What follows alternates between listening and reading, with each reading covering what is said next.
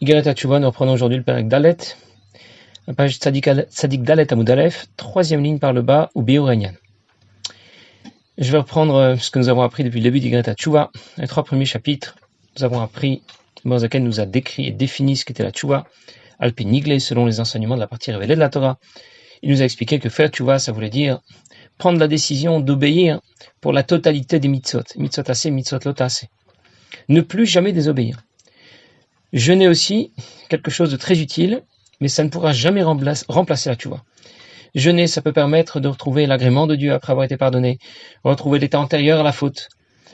Et le Harizal recommandait un certain nombre de jeûnes pour chaque faute, qu'il fallait multiplier par 3, si une faute avait été répétée plusieurs fois, au moins par 3.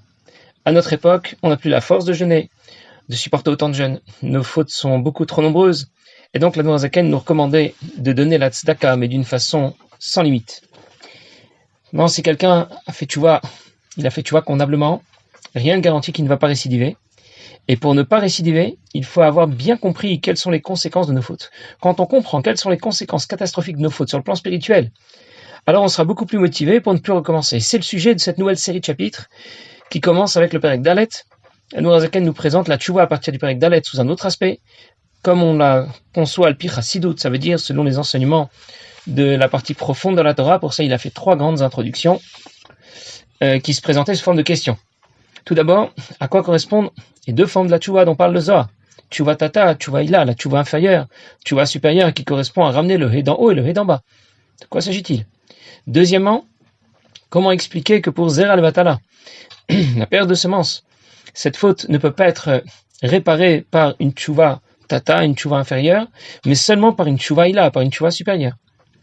La troisième question, troisième introduction, quand quelqu'un a transgressé une faute passive de karet ou mitab et des shamaïm, d'être tranché de la vie, à une certaine époque, il mourrait assez rapidement, et à une autre époque, il pouvait vivre pendant longtemps, de longs jours, dans le confort et dans la tranquillité.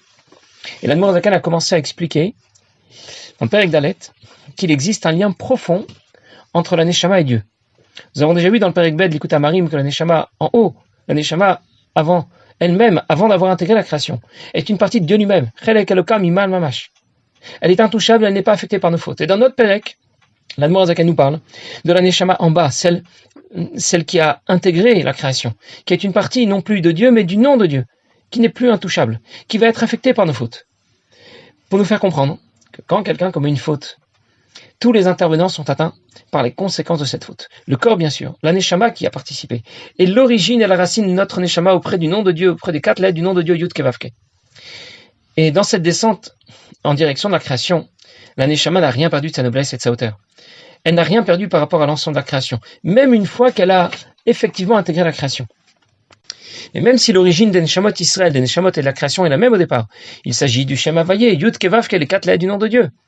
Mais cette origine sera révélée davantage pour la Neshama, Begiloui, alors qu'elle sera cachée davantage pour la création par le Shem Elohim. Et après nous avoir expliqué le grand décalage qui existe entre la Neshama d'une part et le reste de la création d'autre part, dans la suite du Perek, l'Admor HaZaken va expliquer qu'il existe une correspondance entre les 4 lettres du nom de Dieu et les 10 facultés de l'âme d'une part, mais aussi entre les 4 lettres du nom de Dieu et les 10 Sphirot Elionot, les 10 Sphirot, les 10 attributs divins qui vont gérer l'intervention de Dieu, de Ein Sof, dans la création. Et on comprend que ce parallèle est très fort puisque la Neshama est Chelek Mishem Havayé. C'est une partie du nom de Dieu.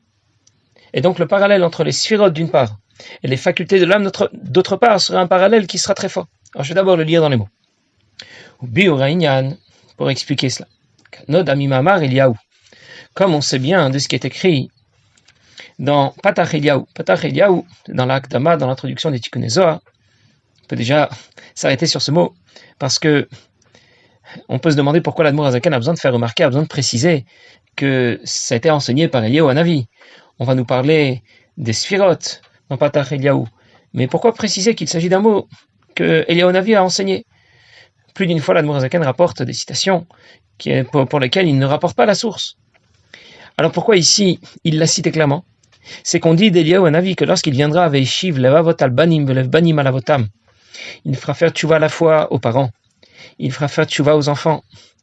Tout le monde fera tchouva. Eliyahu Hanavi fera faire tchouva à tout le monde, et justement la tchouva c'est bien notre sujet. C'est donc pour ça que l'Admor HaZaken cite clairement Eliyahu Hanavi.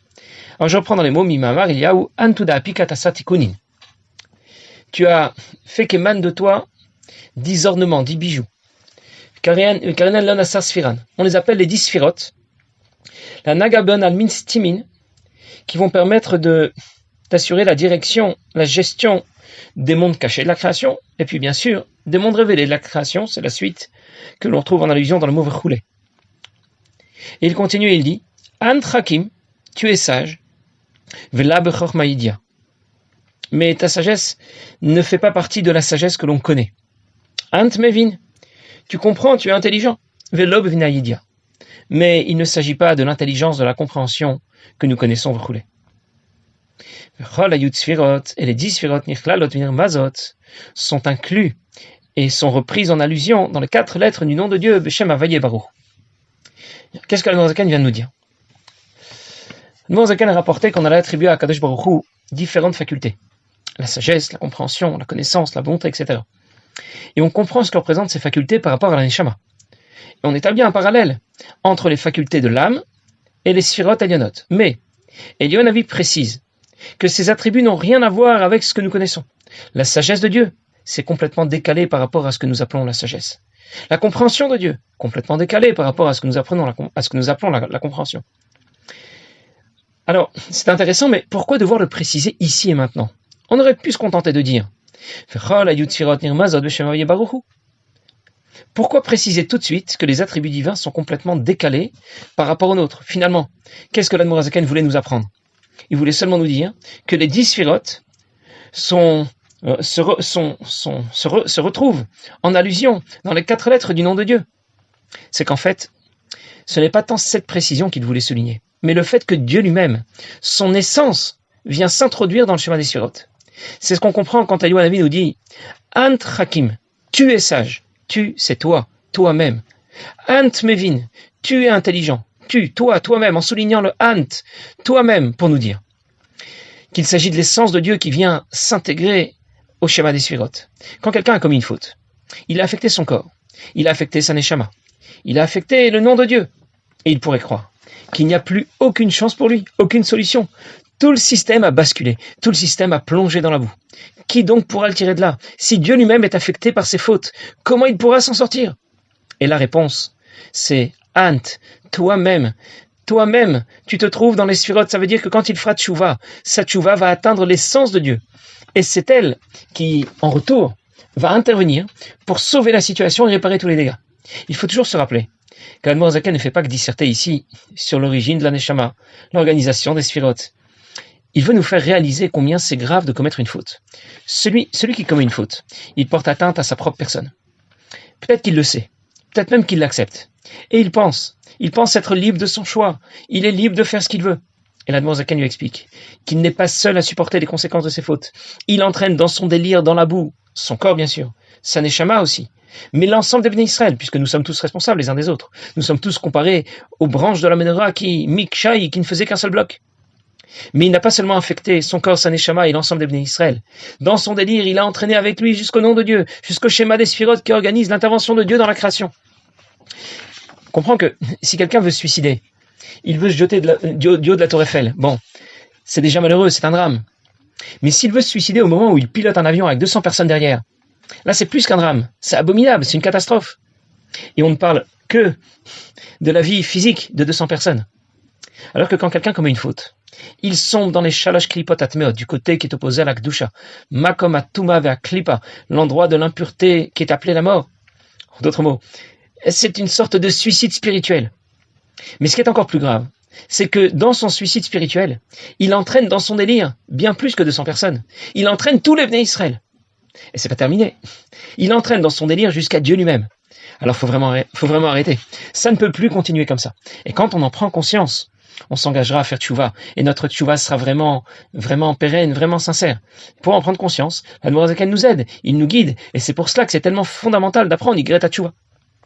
On raconte qu'un jour, un certain professeur qui s'appelle Mordechai Zev Hakin, à l'époque du rabbi précédent, qui était réputé, connu, un médecin de renommée mondiale, et il lui est arrivé de vouloir faire tchouva. Il était en liaison avec le rabbi précédent, avec Rabbi Yosef Yitzhak, et il a été rendre visite à la Yeshiva Tomchet Mimim, Varsho. Et il a écrit au rabbi précédent, j'étais paniqué d'entendre que j'avais une neshama en moi qui était Chelek Elokam Imal Mamash. C'est une partie de Dieu qui est en moi. Et donc j'ai une responsabilité énorme, je ne peux pas faire ce que je veux. Une autre fois, dans un Farbrengen de Simchat Torah, Rabbi Rachab racontait qu'on lui a un jour posé la question, qu'est-ce que la chassidoute a apporté de plus déjà? Qu'est-ce qu'elle a changé? Et il a répondu, le monde se trompe. Le monde pense que la chassidoute a changé quelque chose, que la chassidoute a permis d'apporter quelque chose de nouveau. La chassidoute n'a rien changé, elle n'a rien apporté de nouveau. Elle a seulement révélé l'essence de notre personnalité. Et quelle est l'essence d'un juif? On ne peut même pas la mesurer, on ne peut même pas l'évaluer. C'est une partie de l'essence de Dieu. Et quand on parle d'une partie de l'essence de Dieu, puisqu'on ne peut pas faire de part dans l'essence de Dieu, ça veut dire qu'il s'agit de l'essence de Dieu elle-même. C'est l'essence de Dieu que l'on retrouve dans notre Neshama, et on comprend donc la responsabilité que l'on a lorsqu'on nous a donné cette Neshama, qu'on nous a demandé de respecter la Torah, de pratiquer les mitzvot. On comprend la responsabilité majeure que l'on a vis-à-vis de notre Neshama et vis-à-vis de Dieu. Une autre fois, bien plus tard, en Adar Tashin Mem Dalet, Rav Moshe Kotlarski a reçu un appel téléphonique du secrétaire du Rabbi Rav Rodakov, et il lui a dit que le Rabbi lui demandait de partir rapidement vers l'une des îles des Caraïbes. Et quand il lui a demandé qu'est-ce qu'il devrait faire là-bas, le Rav Rodakov lui a dit qu'il ne savait pas exactement, mais le Rabbi a dit que il serait bon d'aller imprimer là-bas un Sefer Hatanya. Il y est allé, il a imprimé un Sefer Hatanya, et là-bas il a parlé avec les Juifs qui habitaient sur ces îles pour voir comment on pourrait développer davantage la vie juive, la pratique du judaïsme. Et parmi toutes les familles qu'il a rencontrées, il y a quelqu'un qui était très content de le voir, qui s'appelait Chaim Grossman, et qui habitait dans l'une de ces îles Caraïbes, et qui se trouvait dans une situation très difficile. Il lui a expliqué que ses enfants allaient à l'école, mais que l'école catholique où ils allaient avait fait davantage de pression sur les cours de religion et sur les événements religieux catholiques qui devaient se dérouler à l'école, avec l'obligation pour tous les enfants d'y participer. Et son fils voulait absolument pas y aller. Bien sûr, ses parents l'ont soutenu, mais d'un autre côté, ça leur a posé beaucoup de difficultés, beaucoup de pression. Ils étaient un peu coupés de la communauté parce qu'ils étaient les seuls à avoir adopté ce genre de comportement. Et il raconte qu'il y a 2 jours, il a rêvé de sa grand-mère qui, avant de quitter ce monde, 40 ans auparavant, avait bien insisté sur 2 choses. Il lui avait dit, fais attention de ne jamais te marier avec une non-juive, et sache qu'en cas de difficulté, tu as une bonne adresse vers qui te tourner, le Rabbi de Lubavitch. Il raconte qu'il s'est réveillé, il s'est rappelé de ce que lui avait dit sa grand-mère, et du coup, lorsqu'il a vu arriver Moshe Kotlarski, il était très content de le voir. Moshe, bien sûr, a tout de suite percuté. Il a compris pourquoi il était venu ici. Alors, il a commencé à parler avec lui, à l'encourager, à envisager de déménager, parce que la vie juive ne se conçoit que dans un environnement où on peut trouver des écoles pour éduquer les enfants, et pas dans un endroit où il n'y a pas d'école juive. Et bien sûr, la décision est difficile. Donc, entre-temps, il l'a seulement invité à venir passer Purim aux États-Unis. Il l'a invité chez lui. Et il a invité son fils à venir participer au camp, au Gan Israël, au camp aéré qui se déroulait là-bas à New York. Après avoir passé la fête de Purim à New York, il a assisté au Farbrengen 770 et il a voulu écrire une lettre qu'il a adressée à Moshe Kotlarski, qu'il avait invité. Il lui explique qu'il aurait voulu écrire directement au Rabbi, mais qu'il ne maîtrisait pas convenablement la langue, et donc il préférait écrire à Moshe Kotlarski, qui se chargera de transmettre au Rabbi. Et il lui expliquait combien il lui était reconnaissant, combien il le remerciait pour tout ce qu'il avait fait pour lui, qu'il avait passé un Purim exceptionnel, une expérience exceptionnelle pendant le Farbrengen. Et il lui a demandé dans cette lettre de transmettre au Rabbi qu'il y a un petit juif des îles Caraïbes qui a été très touché, qui a été très ému, et que le Rabbi a su toucher au fond de sa neshama. Très bien, Moshe Kotlarski a lu la lettre, puis il a décidé de la transmettre telle quelle au Rabbi. Le Rabbi a répondu à cette lettre, et il a écrit qu'il était très content d'avoir eu de ses nouvelles, et qu'il a beaucoup apprécié son séjour pendant la fête de Purim. Cette lettre qu'il a transmise par l'intermédiaire de notre ami commun, Moshe Kotlarski. Et le Rabbi est tout de suite intervenu. Il lui a dit, je suis désolé de devoir vous contredire, mais vous vous êtes appelé vous-même un petit juif des îles Caraïbes. Ça n'existe pas. Il n'y a pas de petit juif. Chaque juif, c'est un grand juif. Chaque juif, homme ou femme, c'est un grand juif parce qu'il a en lui un nefesh elokit. Il a une âme divine qui est chelek elokam imal mamash, qui est une partie de Dieu, comme c'est expliqué dans le Tanya. Et donc, l'idée qu'il existe un petit juif, ça n'existe même pas. Un juif ne doit pas mais faire oublier le potentiel énorme qu'il a, le potentiel extraordinaire qu'il a, cette neshama, ce chelek elokam imal mamash qu'il a en lui. Et d'ailleurs, c'est l'objet de Chag Pesach. La fête de Pesach, c'est la fête de la libération, de la liberté. Mais la liberté de qui, de quoi? J'ai jamais été en prison pour pouvoir célébrer ma libération. Libérer justement ce potentiel puissant que possède notre Nefesh Elokit, Chelek Elokam Mimal Mamash, cette partie de Dieu, l'exploiter afin de pratiquer Torah Mitzvot et de faire tchouva convenablement. Passez une bonne journée.